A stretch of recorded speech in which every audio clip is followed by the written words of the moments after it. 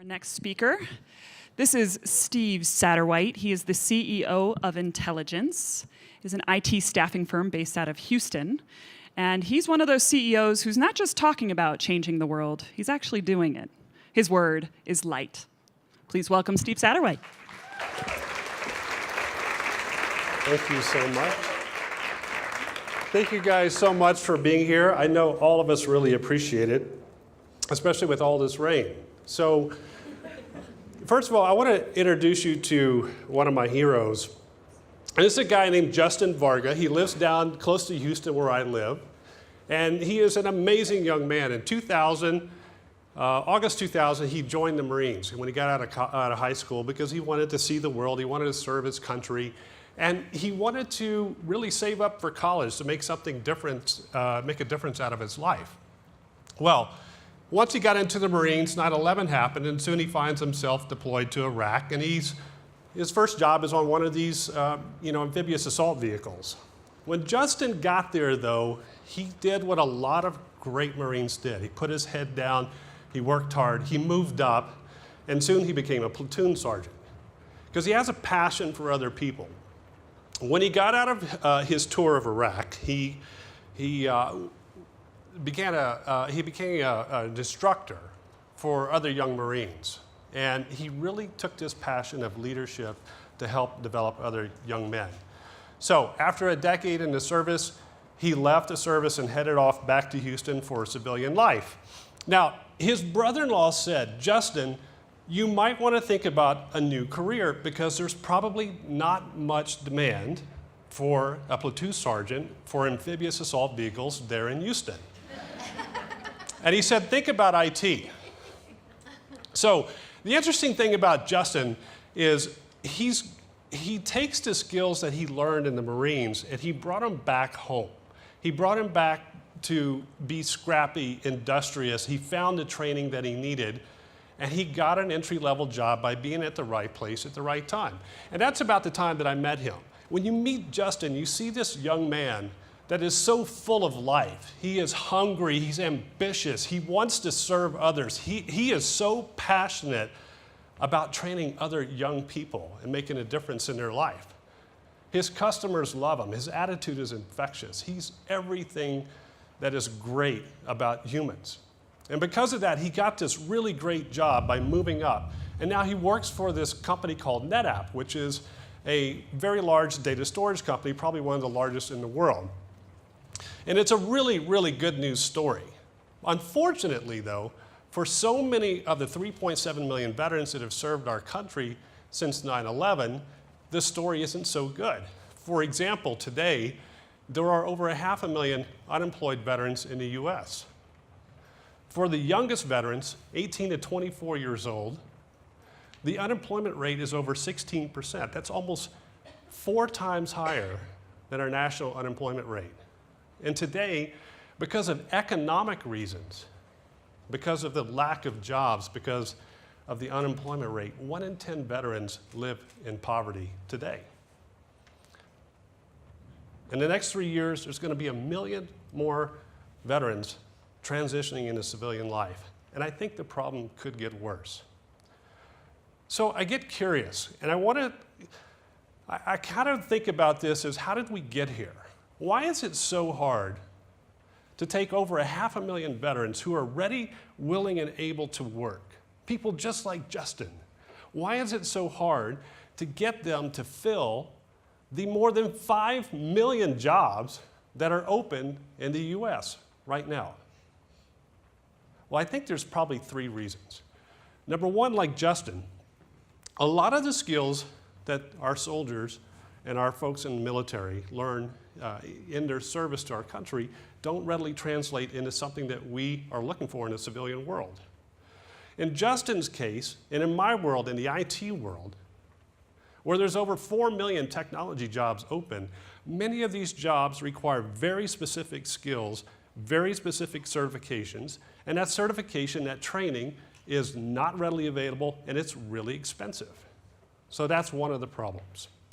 Number 2 is cultural bias.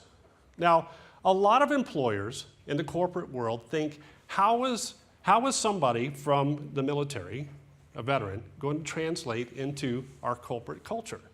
But this is really a head scratcher for me, because if you think about what our men and women learn in their service to our country, they learn things like honor, duty. They're passionate about goals. They learn leadership skills under the most extreme circumstances. They're inclusive, they're motivated. They take the next hill and they accomplish their goals. Now, I don't know about you, but that sounds like a pretty damn good employee.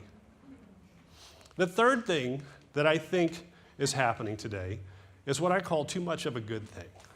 There are so many programs today, and you probably hear about these, from the White House to the Veterans Administration to hundreds, if not thousands, of different websites that are out there that are all trying to help. They're trying to help our veterans move from a military life into a civilian job. But the tsunami of information out there is just way too much information. We're like ships passing in the night. Employers want to hire, veterans want jobs. We can't seem to connect them. So we have to change the narrative. We have to move this dialogue from the White House, to our backyard, to our organizations. And that's why we think that there's a great opportunity here. In our organization, we're launching a program this summer that we piloted over the last year called Intelligence U. The big, hairy, audacious goal we have here is to think about what impact that we can make over the next decade by bringing low-cost, on-demand, and available training to veterans everywhere. And we want to train up over 1 million people in the next 10 years. Here's how we think it's going to work. So we ran some pilot projects over the last couple of years, and this is what we found. Number one, all of the technical training that folks like Justin need are expensive. So for example, if he gets a certification at NetApp or some of the other large hardware and software providers, that training costs somewhere between $20,000 to $50,000. Now that's money that companies don't want to spend because they're afraid that employees will get the training and want to leave, or they'll get the training and they'll want a big fat raise, which I think is one of the stupidest things I've ever heard. It's scarcity mentality. And many of the individuals like Justin can't afford the training. So here's how we change that. We take this training, we put it online, we put it on demand, and we make it hundreds of dollars, not tens of thousands of dollars. That's underway right now. But that's just the first step. We also have to teach our veterans the language of business. We have to give them the professional development skills that they need. We have to teach them how we communicate. We have to teach them how to execute projects in the world of business, not in the world of the military. And I think that's really important, and we've had a lot of great success doing that. The third thing that's really important, though, in the military, they're always learning from someone else.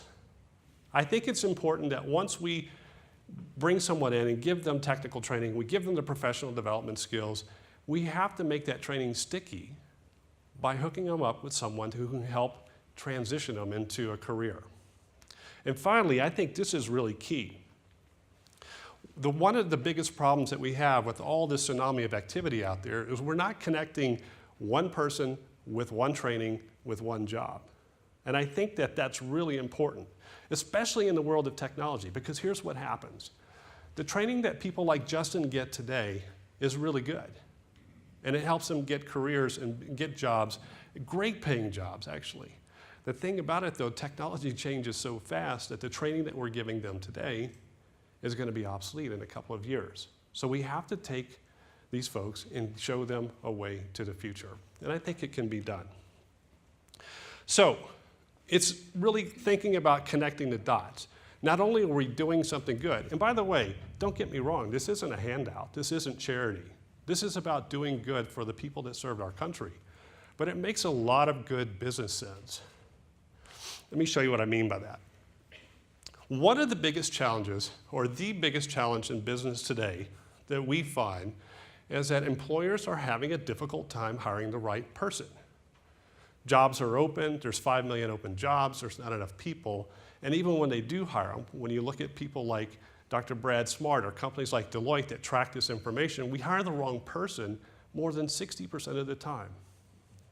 But in our pilot projects, when we work with veterans, and we give them the training that they need, we give them the soft skills, we mentor them, shadow them, and show them the career path, we're putting an A player in that job 90% of the time. Now, an A player, the way we define it, is the top 10% of our workforce. It's a really, really good hiring program. The second thing that we find is that these top 10%, these A players, are 12 times more productive than a C player, the bottom 25%. Now that makes sense, right? Most companies don't hire C players, or when they do, they get rid of them pretty quickly. But the most amazing statistic to me is that this top 10% is twice as productive as the middle tier, the middle 60% of a company's workforce. And you think about the economics of that, we pay them the same amount. But this guy is twice as productive as this guy. And finally, because of their attitude, because of their gung-ho way of attacking problems and solving things, customers love our veterans. And because of that, they drive very, very high levels of customer satisfaction and employee engagement. And because of that, profits go up. It's a really, really good business decision. So, talk about positivity. Here's a good news story. It turns out that Justin found a baseball-sized tumor in his head.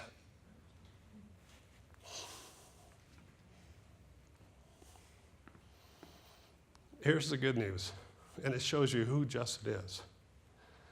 He said, so what? After 2 major surgeries, 5 months in the hospital, he told me the other day, he says, yeah, I had a tumor, I'm a disabled vet, so what? I want to come back and I want to lead again. That's who I am. That's what I want to do. His doctor told him it would take 2 years to recover from this surgery. He said, yeah, screw that, I'm going to do it in 1. And he's making remarkable progress. That's why he's one of my heroes. And I don't know about you, but that's the kind of person I want in my organization. I want to find more Justin Vargas in the world. And by the way, sometimes that whole attitude, that experience, that whole Justin Vargas-ness kind of spills over to their families and friends and to their spouses. And this was the case here. We ended up hiring his wife, Tina, to join our Intelligence U program because she's cut from the same bolt of fabric. She's a rock star. And all she needed was a foot in the door and someone to believe in her.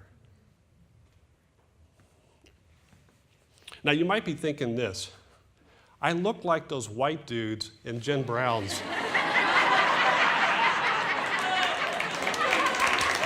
at our presentation.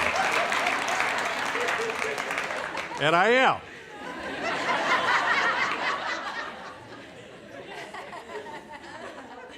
But here's the thing. You might be asking yourself, why am I up here talking about this? And it's really, really simple for me. You see, here's what we've learned tonight. If one thing that you can walk away out of this room tonight, you have to believe that everyone has a story and everyone has a truth. Isn't that correct? We all do. But the thing is, I also believe that people want to bring their truth into our workplace. People want to find meaning. They want to find out who am I and why am I here through the work that they do. I believe that that's true. But I also believe, as a white dude CEO, that it is my responsibility to give people that come into our organization, into our orbit, the training that they need, the skills that they need, and we have to believe in them. We have to give them the oxygen that makes their spark shine. That's why I do this. Because if we can do that, what we found in our organization after 20 years is that we help people connect to their work. They're more engaged, they're more inspired, and it helps them to become a little bit better each day. That's what we're all about. So, this is why we're also launching Intelligence U. And I'll tell you what, you've heard my truth and why I'm doing this, and you can see our story about what we're trying to do, but you don't have to be in the IT business to launch something like this. In fact, all of us can do something. If you're a leader, what I challenge you to do is go back to your organization and figure out how to start a veterans training and hiring program. It's actually not that difficult. And if you don't know how to do it, see me after. I'll help you. If you're on the front lines, though, you can be a leader of one. There are 570,000 veterans out there waiting to hear from us. All we have to do is take them under our wing, teach them our job, give them the skills, show them how to write a resume, and fill the empty seat right next to us. It's doing good, it's doing well. It's something that we can all do. We can all start now. It's good for our veterans. It's profitable for our companies. It's zero waste. And we can all do it right now. So, thank you so much for letting me come out and tell the story. Thank you.